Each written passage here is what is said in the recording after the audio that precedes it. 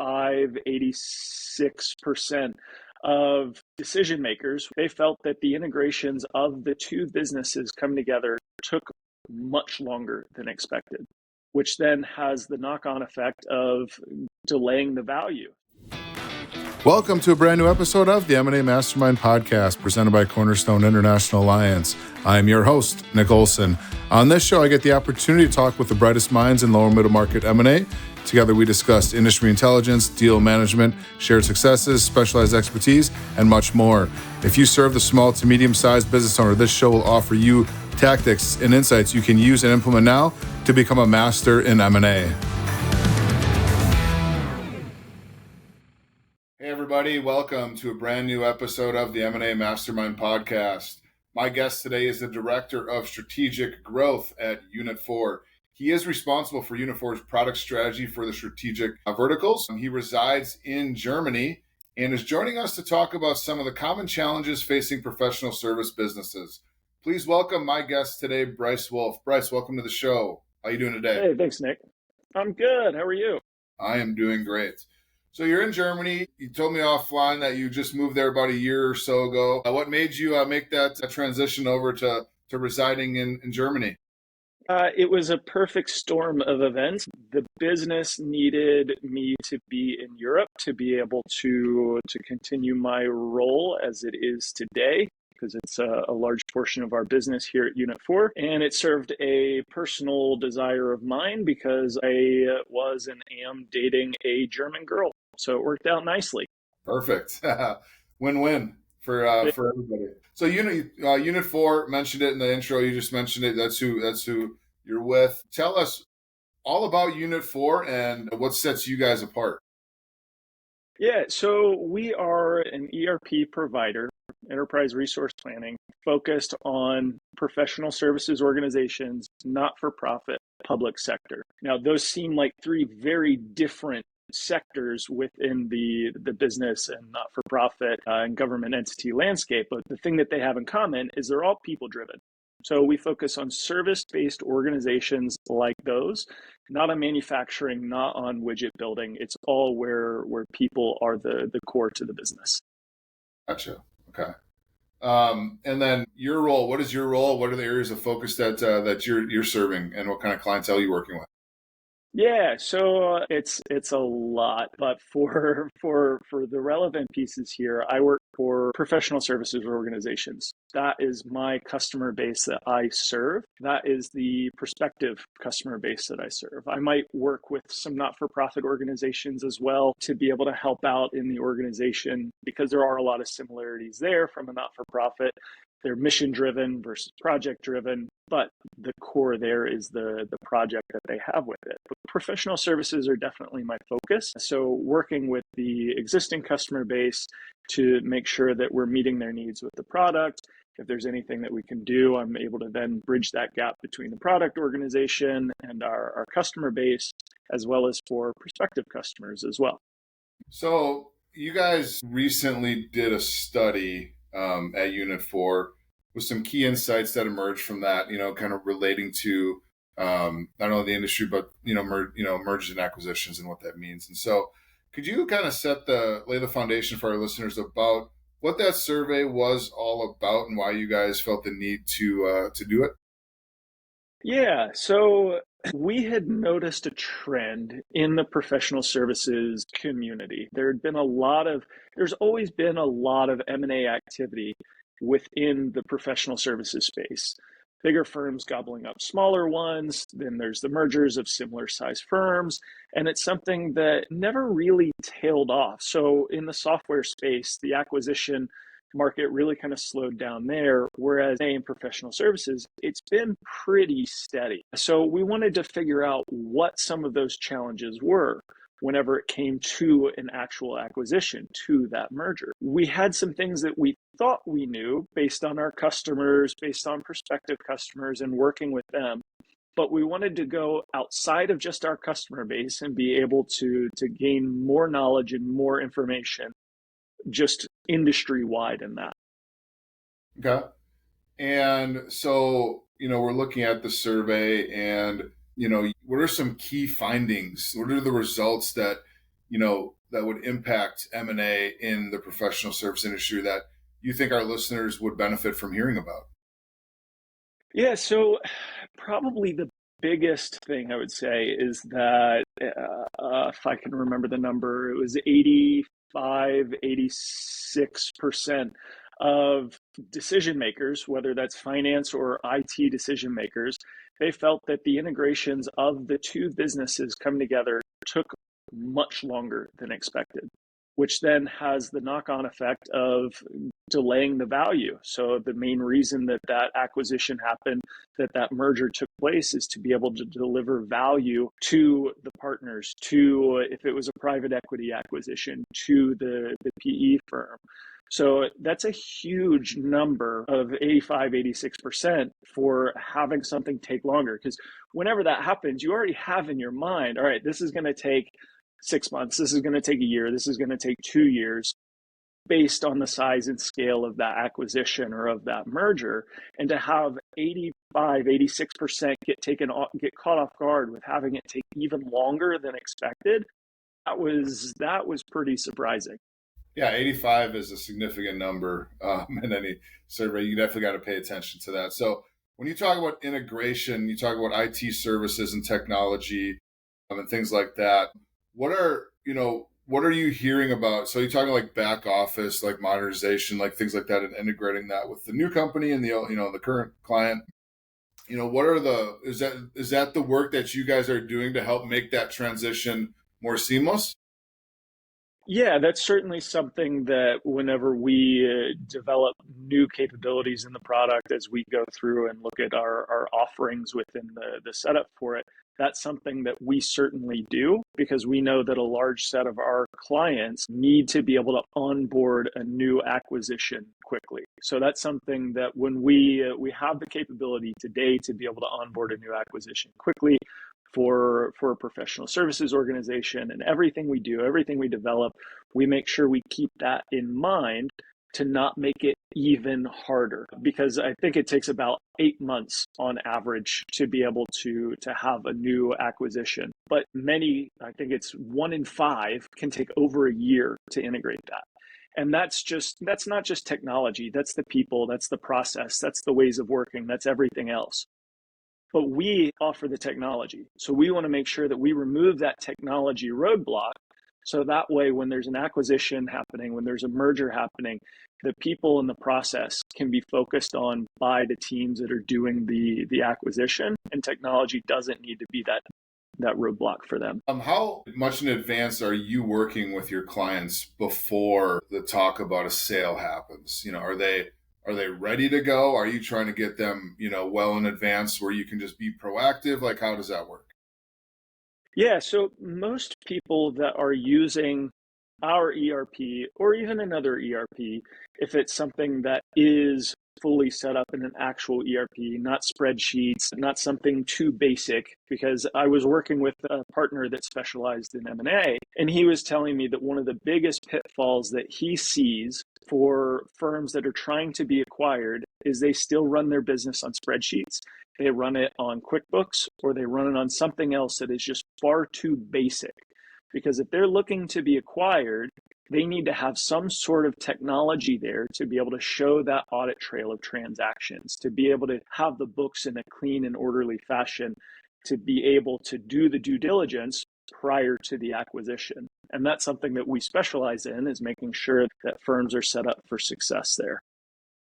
And when you say firms, you're talking about the actual M&A firm or the firms that are working with the business owner?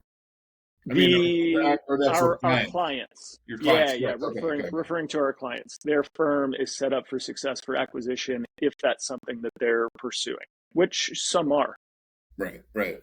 And, so when you're working with your clients, you're integrating, upgrading, whatever the term might be, for the technology to be transferable in a sale, right? Is that work being done, obviously, before you know who the potential buyers are, correct? Yeah. I mean, that's not something that we have knowledge of We just want to provide our technology to be able to allow our customers to run their business for whatever their goals may be, whether it's to be acquired or to do acquiring, to do the acquisition, or to merge with another. We want to make sure that they're set up for operational success. And so, regardless of who the buyer might be, you're essentially putting in systems in place, so they will be ready to go and integrated with whoever the buyer is. And you're seeing the work that you do, obviously, and we talk about that all the time. Is having a system in place, having it documented, having it professionalized, things like that are very important to the whoever you're going to sell to, but also will increase the value in the business itself. And so obviously, whether it's now or in the future, you're really just setting them up to have a well run business that is easily transferable and hopefully increase the value of the business while you're doing it. That's the goal, right? I mean, that's what it's all about. If you're setting yourself up to be acquired, then you want to be able to get the maximum value out of your firm as you're doing the acquisition. And we have a customer that I've worked with that they, to using Unit 4 ERP, they had 7 or 8 different spreadsheets that they were using to run their business on. So it was for each entity that they had, it was 7 to 8 spreadsheets. That was all completely separate.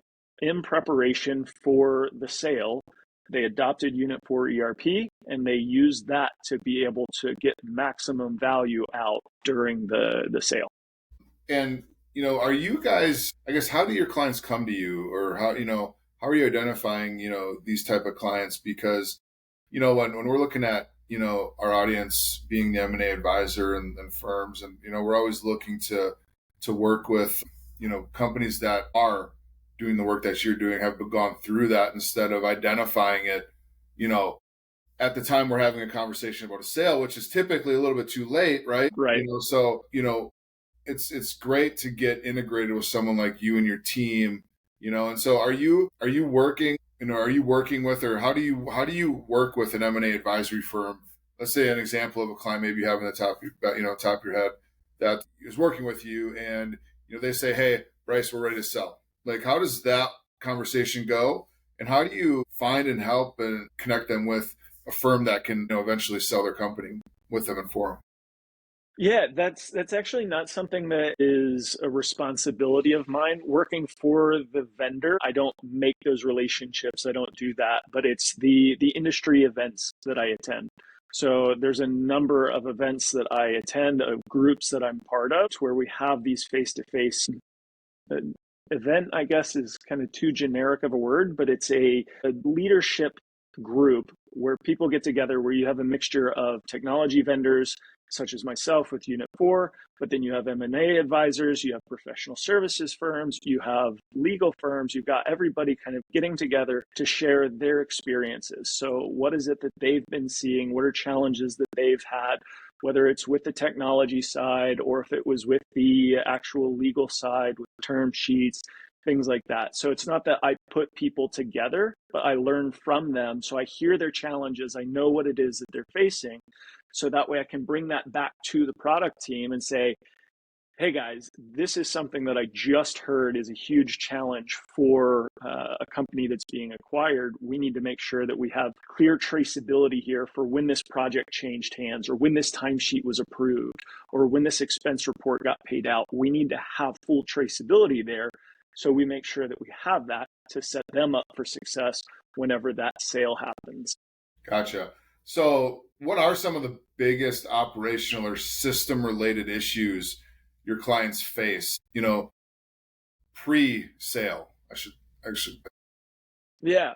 So one of those would be a lack of having standard process. So and this is beyond the technology, right? Because technology is obviously part of that, but without having a standard process. So what does it look like when a project gets created and you start staffing it and you start working on it? What is your timesheet policy? What is your expense policy? What is your procurement policy? What are all of those? Is it something that you actually have? Do you have it documented, or are people allowed to just go out and do anything? For smaller firms, that might be what it is because it's easier. But when it comes to the acquisition, when it comes to that sale, it's better to have those policies in place. So having that lack of a standard process, that's going to be a big thing. Then when it comes to the system side of things, that's of course a challenge as well. But that's one of the biggest things is certainly the lack of a standard process. Is your answer the same, or maybe it's different when you're talking pre-sale compared to during the M&A process? So let's say we, and it's something that, are you working with clients? Are you brought in during the actual transaction process as well?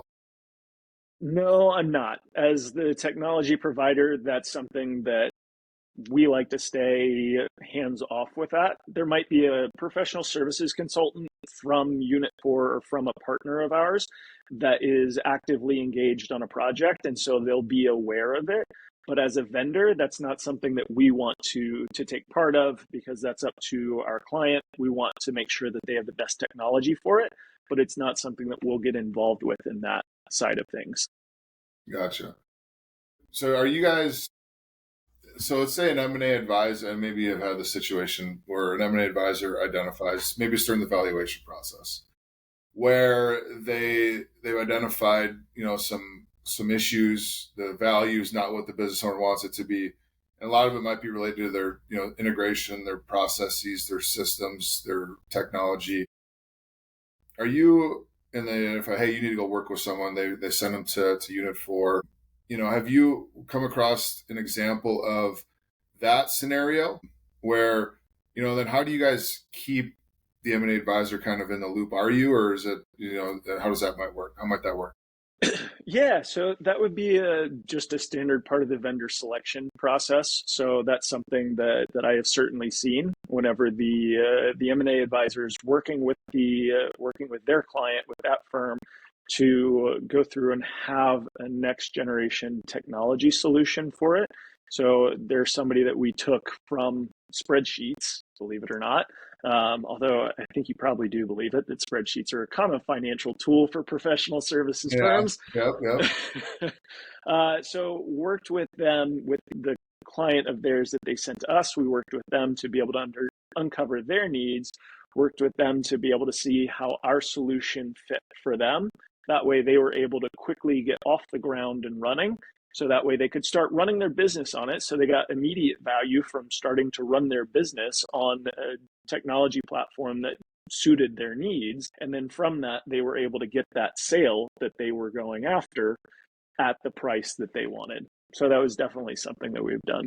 Yeah, I would imagine, for our audience, if you identify there's a need, they're just, they're on spreadsheets. They don't have anything documented. It's not very transferable. Value is low. Like, this is something that can increase value.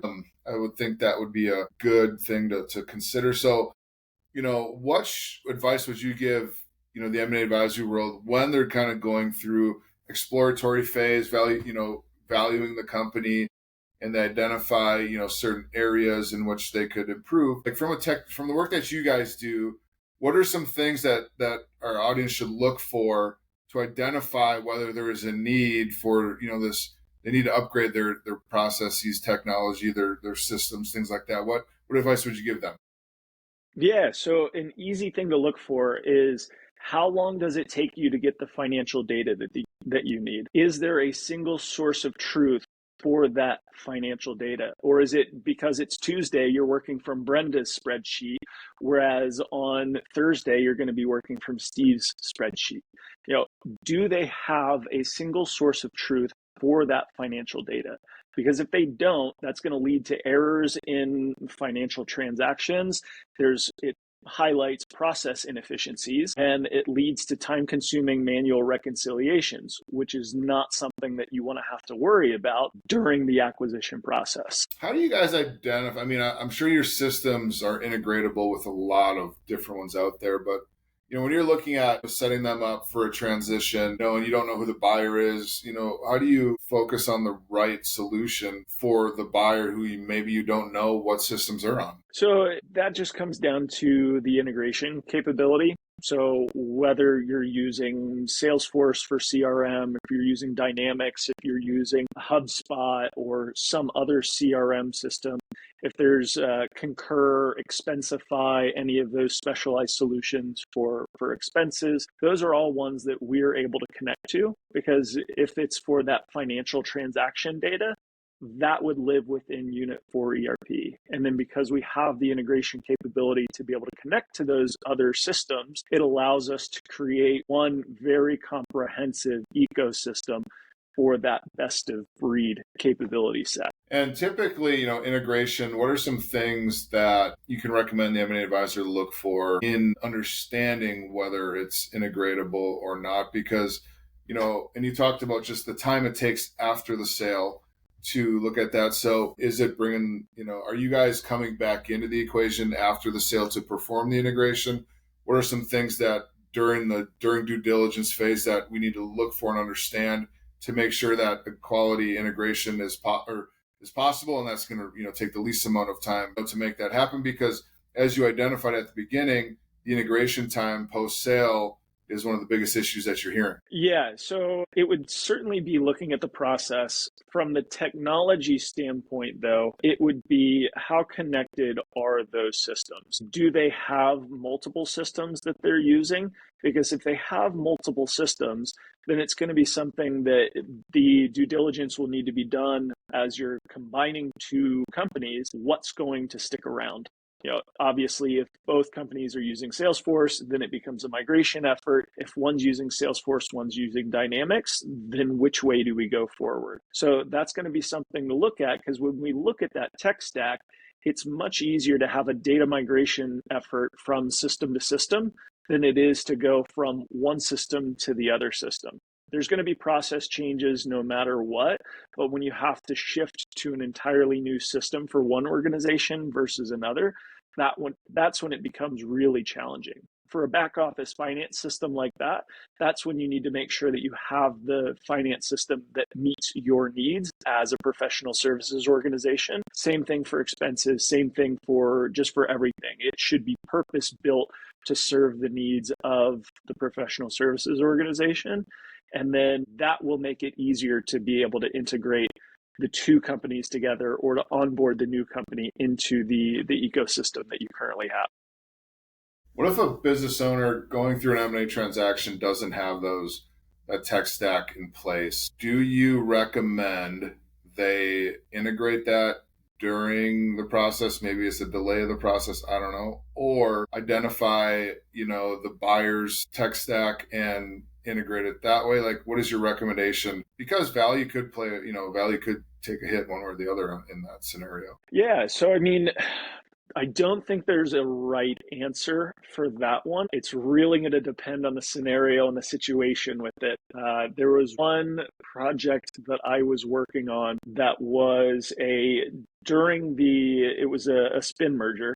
So during that spin merger, it was a brand new tech stack that needed to be set up. So there were legacy systems that were in place, but those were not going to serve the needs of that business going forward. So it was a brand new project to be able to spin up an all new tech stack for it. So that's something that can happen. It depends on the technology that is there for what is the right decision to make. Obviously, if it's spreadsheets, then yes, you should absolutely invest in a tech stack. Bryce, anything else that you guys work with a lot of professional services businesses in relation to is there any other advice or things that you could, draw light to that would our audience should know about the industry that could allow us to better serve clients in that space? Anything that you can recommend? Yeah, when it comes to, I'm going to keep going back to the technology side of things, because it's something that I'm passionate about. Is I think that when investing in technology, it should be in scalable cloud-based systems. There are still firms that are using on-prem systems, believe it or not. Again, kind of same as spreadsheets. We need to start to make that transition to a scalable cloud-based system. In this case, ERP financial system. because it gives you so many benefits, like being able to harness real-time financial insights, to be able to automate any manual processes that were there, to be able to have that transparent communication across teams. So not just during the acquisition process, but then to be able to create value quickly after that. And then most importantly, because of the, it's about the immediate sale, it's about the immediate acquisition. But if there's somebody, like if it's a PE firm that's coming in and buying a professional services organization, they want to ensure scalability for future growth. And having a scalable cloud-based ERP solution for that, that would certainly be something to set you up for success. Bryce, thank you. This has been a lot of great information about your ERP system, the capabilities. One last question: what would your pitch be to our audience to recommend Unit4 to their clients to make sure that and what sets you guys apart? Again, I know we asked that at the beginning, but just to kind of cap off the discussion, like what sets Unit4 apart? Should our audience check into you guys for their clients and all that good stuff? Yeah. So at Unit4, everything that we build is focused on our core customer, which is a service-based organization. So professional services organizations are at the heart of everything that we're building as we look at our own M&A opportunities. Everything that we do is all centered around those service-based organizations. So everything that we have built, everything we're going to build, everything is always centered around that service-based organization to make sure that they get the most value out of our system, because that's who we serve. We serve people that serve people. Awesome. Where can our audience learn more about Unit4? Unit4.com is a great place to take a look. From there, you can get in touch with the right people for it. And I'm, of course, happy to work with anybody directly. Awesome. Bryce, thank you for joining the show today. A lot of great information and some interesting insights into just system integration, the importance of it. We all know our clients need it, but to get it at the right time and to get the right integration and the right systems in place and the right technology stack is an important decision to make. And I think our listeners would be happy with conversations and working with you guys to help their clients out as well. That's it for our episode of the M&A Mastermind podcast today. Do Bryce and myself a favor, like, share, comment, subscribe, all those great things. Pass this episode on to anybody who you think might benefit here from our conversation. Tune in every week as a new episode airs every Thursday morning. You can find all of our episodes at cornerstoneia.com. Thanks for listening here today. Until next time, take care. Thank you for joining us on this episode of the M&A Mastermind podcast, and a special thank you to our presenting sponsor, Cornerstone International Alliance. If you enjoyed today's discussion, don't forget to like, share, and comment. We'd love to hear your thoughts. Make sure you hit that subscribe button so you never miss an episode. We'll be back next week with more insights, strategies, and real-life experiences to help you take your M&A game to the next level.